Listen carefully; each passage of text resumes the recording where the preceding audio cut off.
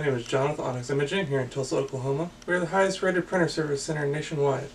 If you're interested in learning how to receive free labor on all of your service calls, as well as how to qualify for free printer upgrades, contact us today. We are here for all of your printer and office supply needs. Okay, today we're going to show you how to change an imaging unit in a Lexmark MS810 printer. It's a pretty simple process. The first thing we need to do is remove the old one. So there's a handle underneath the screen.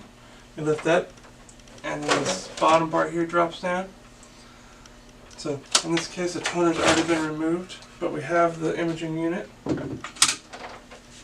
Once we get the old imaging unit out, we're going to get our new Onyx brand imaging unit.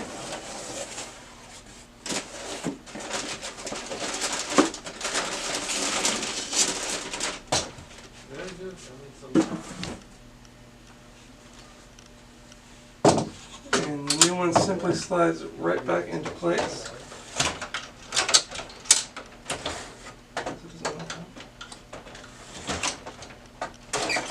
There it goes. And then once it's firmly seated back into the printer, all you got to do is reinstall your toner. Close the bottom door, then the top door, and just like that you're back up and printing.